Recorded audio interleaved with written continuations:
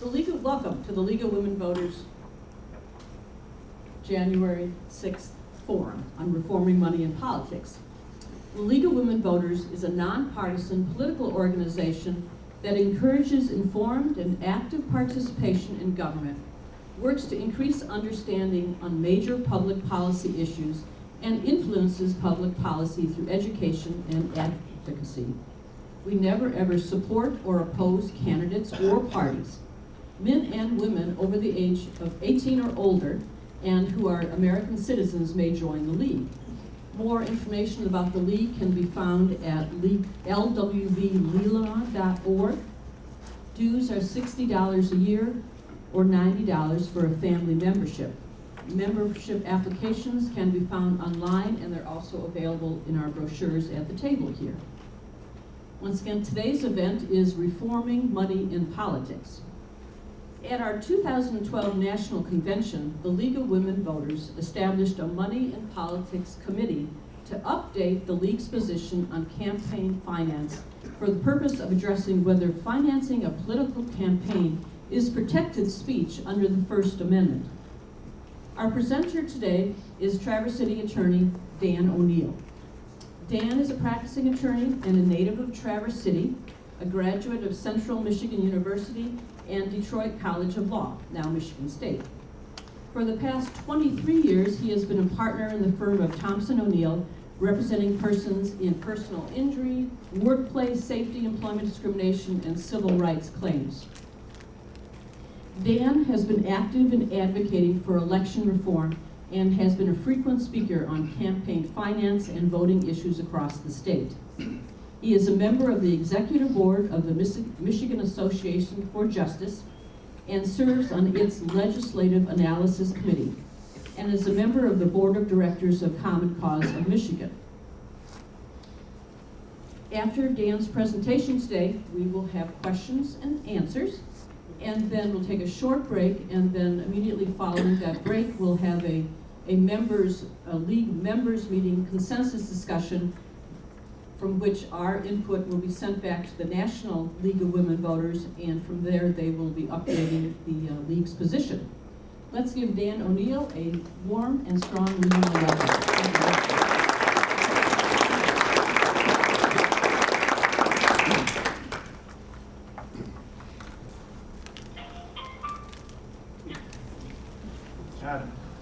Can everyone hear me all right? Do I need? Fortunately or unfortunately, we need the mic. All right. Okay. Can everyone hear me? All right. First of all, thank you very much for inviting me here this afternoon, and thanks to the League for hosting this terrific event. I've done lots of presentations over the years. I see a lot of familiar faces here. Some of you have heard from me before, but almost all of those presentations are focused on sort of the evils of money in politics and giving examples of how money corrupts the system and all those sorts of things. And so when Marion called and indicated that we wanted to do a forum that was a little bit different and take a little more careful and measured look at the issue in terms of the First Amendment, I thought that was a terrific idea. And I'm really glad to have had the opportunity to look at this more deeply. What I hope to do today is talk a little bit about the First Amendment, how it's been interpreted over the years, the rights and activities that it is historically has been thought to protect. Then talk a little bit about what the analysis has been of the First Amendment as it relates to political activity, and in particular electioneering activity related specifically to elections. And then we'll do a little bit of a case study to hopefully illuminating those principles, and we'll talk a little bit about the case of Citizens United versus the FEC. But first, just a little bit about the law, and I think most folks know this, but I think it bears pointing out. The first day we go to law school, we're told that the law is not static.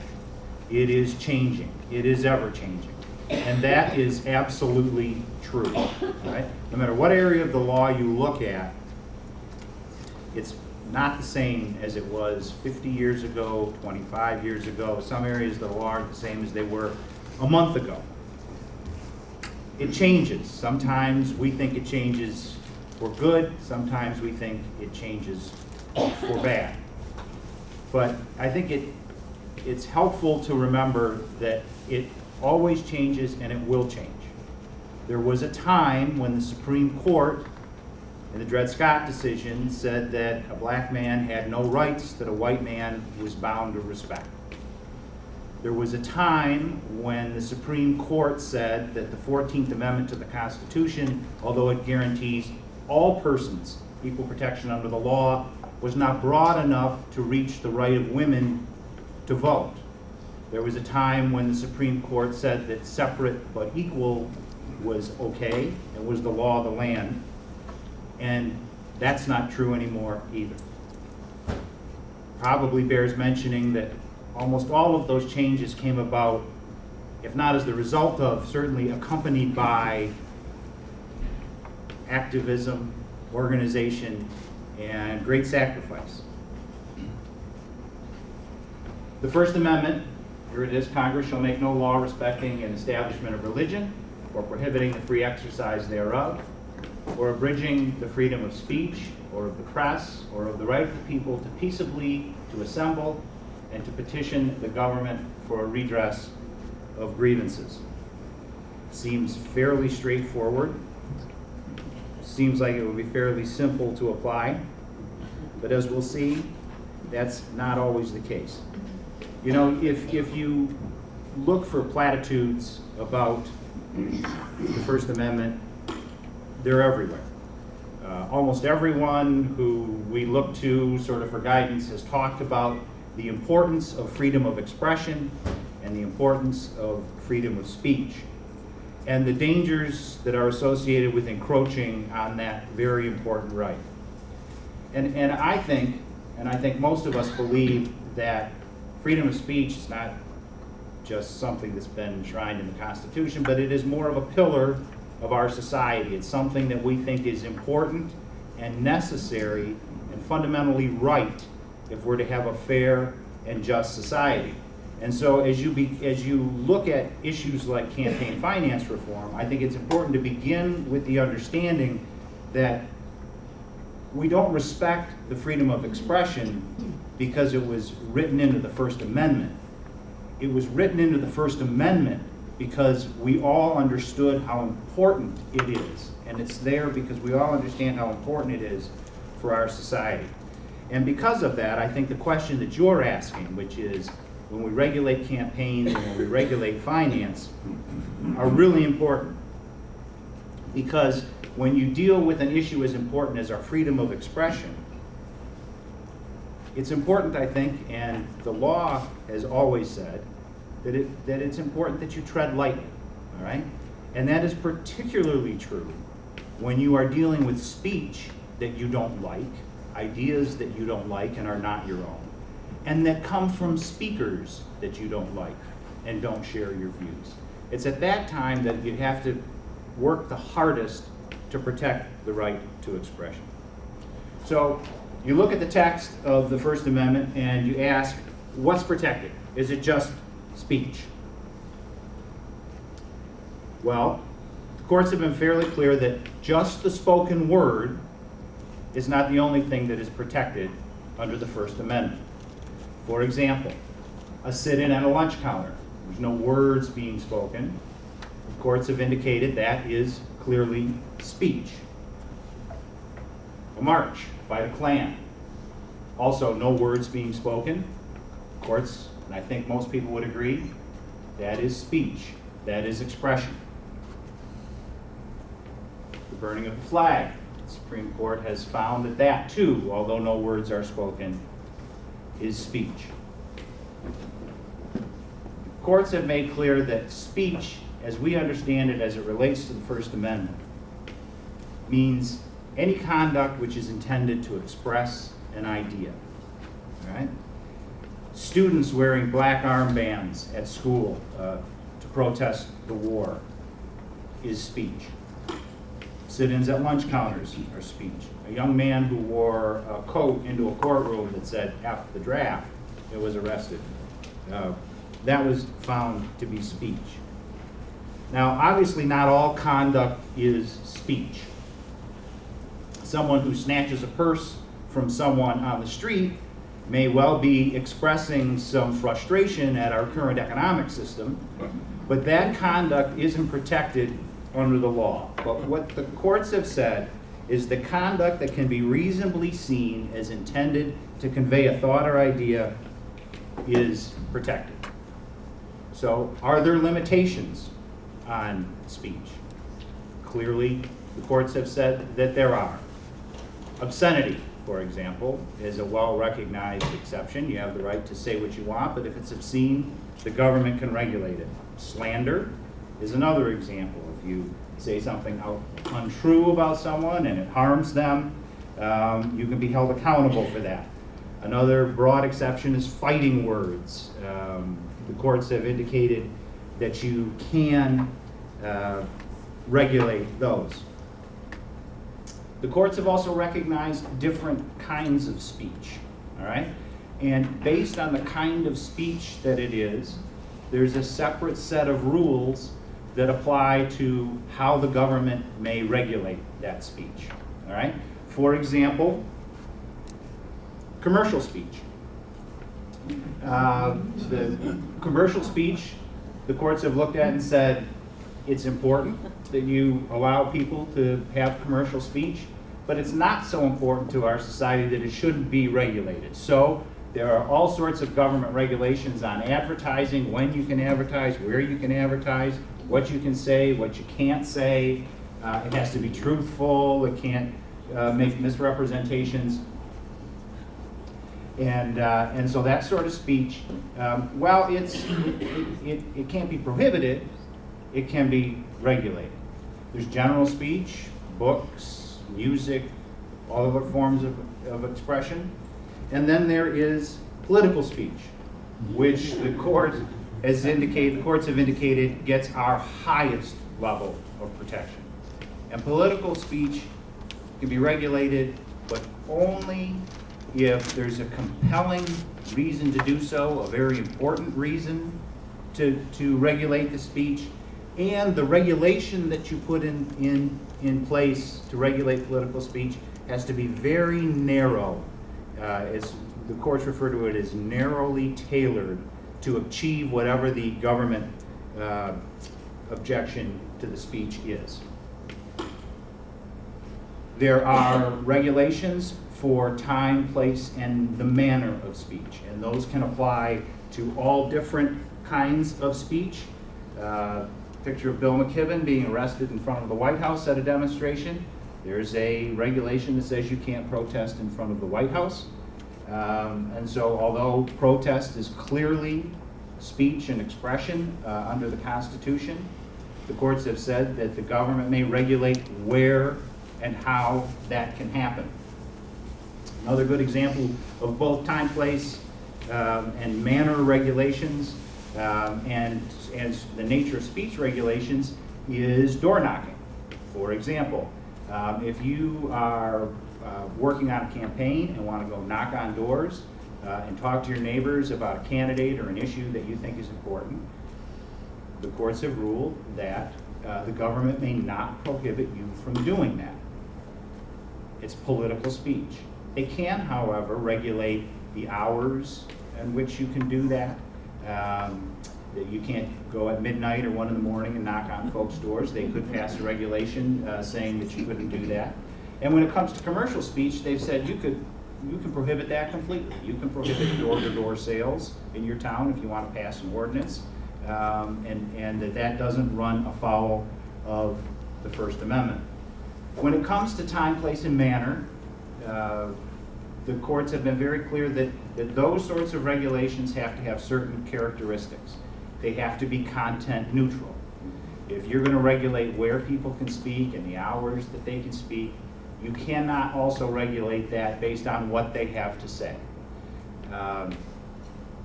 And they've also said usually almost always, but not always, it also cannot depend on the identity of the speaker, right? So you can't say that these people can speak at this time, but not these other folks, right?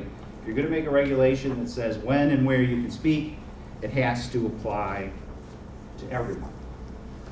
So we're here today to talk about political speech, but it's important, I think, as you look at this issue to remember that there is a difference between political speech and election activities and campaign activities.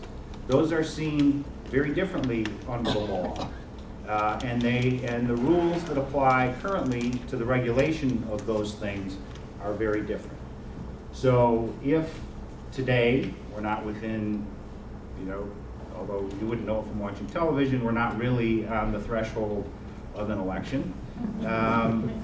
Rules that apply to campaigns, right, wouldn't apply to someone who wanted to buy a television ad, for example, to talk about an issue that they think is important.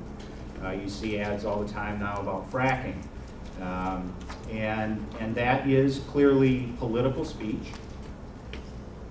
And the courts would take a very dim view of regulating that sort of general political speech if it's not designed to and doesn't impact elections. Elections and campaigns are a very different thing when it comes to the regulation of speech. So, focusing now on not just political speech, but election or campaign speech, the questions become a little more difficult. I mean, we've talked about what speech sort of is. It's this broad definition of conduct that tends to express a thought or idea. But campaigns are made up of all sorts of activities.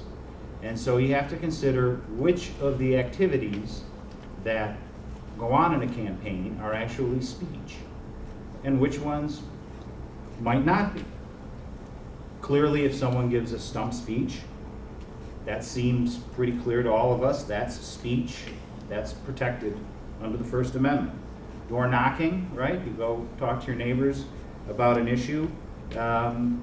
That's also seems fairly clear that you're expressing ideas. Advertising, buying time on television, expressing ideas, speech. Fundraising, calling folks up and asking them for money. Is that speech? Get out the vote efforts, right? Identifying voters, registering voters, that sort of thing. Is that speech? Giving money to a candidate. Is that speech? Giving money to a political party. Is that speech? Giving money to an organization that promotes sort of your ideals or political views or endorses a candidate that you believe in. Is that political speech?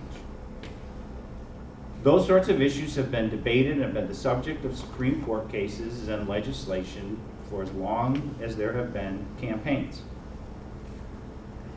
The central question when it comes to campaign finance is money speech? Is the spending of money speech?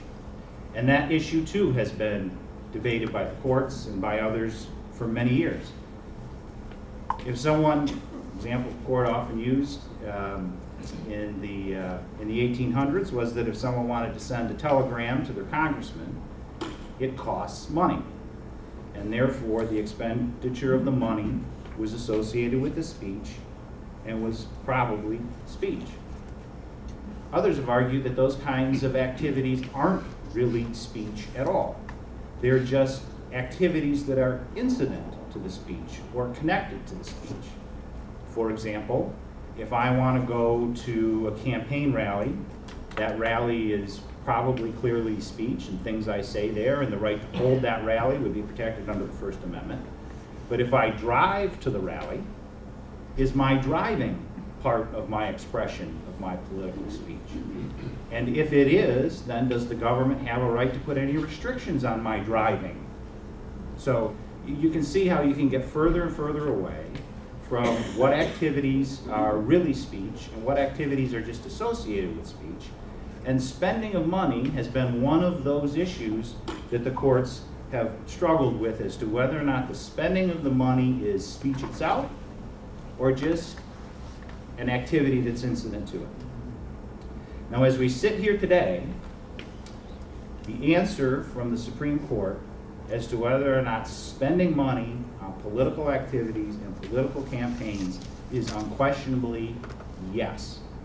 Spending money on campaigns is, according to the Supreme Court, political activity, and it is protected activity under the First Amendment. Okay, so it's speech. We know that it's speech, according to the Supreme Court. Can it be regulated? Can you regulate the spending of money under the First Amendment? The answer to that question is also unquestionably yes. It can be regulated. Now, remember we talked earlier about the fact that when you impose regulations that affect people's rights to speak or express themselves under the First Amendment, and when it involves political speech, which campaigns clearly by definition do, you can only impose regulations if there's a really important reason to do it, what the courts describe as a compelling state interest, a reason to do it.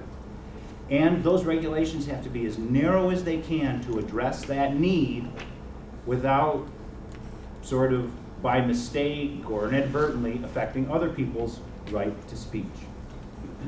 So as it relates to elections, the courts have looked at lots and lots of regulations.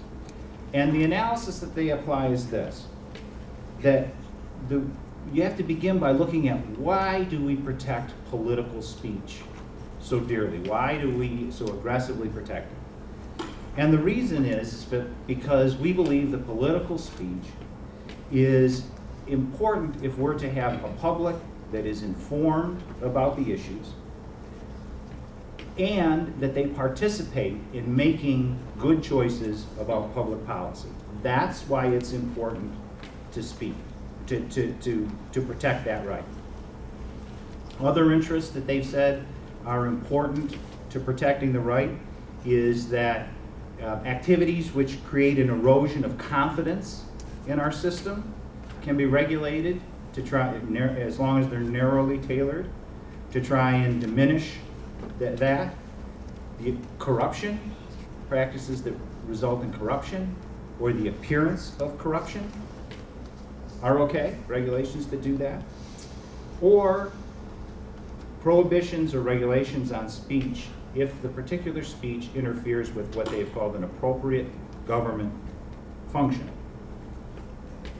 Examples of that would be, although everyone has a right to political speech, government employees can't contribute to political campaigns. There are rules that have been upheld by the court that makes it illegal to distribute campaign materials within some particular distance of a polling place. Students don't have full rights to free speech under the Constitution. Prisoners don't have full rights to free speech under the Constitution or to participate in political speech or elections. Neither do soldiers in the military. So there are regulations that the courts have said are all right as it relates to political speech, so long as the regulation is designed to prevent one of these things that we think is bad, political speech, how it applies to campaigns. And so I think it's time to take a look at how it applied in a particular case to a particular issue, and that is Citizens United. As you know, Citizens United deals with corporations, right? And we have, as a nation, struggled for a very long time about how to deal with corporations in our political system. In the early 1900s, 1907, Congress passed the Tillman Act, and the Tillman Act prohibited corporate contributions in any campaign in the country. And that was the law again, reaffirmed under Taft-Hartley in 1947, prohibited unions and corporations from spending money out of their own treasuries on any campaign or for political or electioneering, as they described it, purposes. And the reason for that, the reason that those sorts of laws were upheld over time were that the court said corporations are different. They are different from people. They behave differently from people, and their interests are different from people. They can't run for office. They can't vote. They can be controlled or owned by non-residents. They're perpetual in existence. Because of the form of a corporation, they can amass huge sums of money. The law requires them to concern themselves only with the profit of the corporation and the net worth of their shareholders. It is literally illegal for a corporation to take an action because it believes it's in the best interest of society if it is not also in the best interest of its shareholders. Because they are different, they've been treated differently. And it has gone back and forth a bit, but until the recent line of cases, and most notably Citizens United, there had been general agreement in the cases from the Supreme Court that it was okay to treat corporations differently, that you could regulate that speech, and that you could regulate their spending. We have, for a long time, had federal law that related to campaign spending. And in 2003, I believe it was, Congress passed the Bipartisan Campaign Finance Reform Act. And it was also known as McCain-Feingold. And like all the regulations that had existed before it, it prohibited corporations from spending money from their general treasuries and labor unions from spending money from the general treasuries on what it describes as electioneering activities, right? And electioneering activities are activities that are clearly designed to support or oppose a particular candidate or a particular issue. And the McCain-Feingold Act prohibited corporations from doing that. And in particular, it prohibited them from doing that in certain periods just before elections, 30 days before primary elections, 60 days before general elections. Citizens United was a nonprofit corporation, but that accepted funds from for-profit corporations.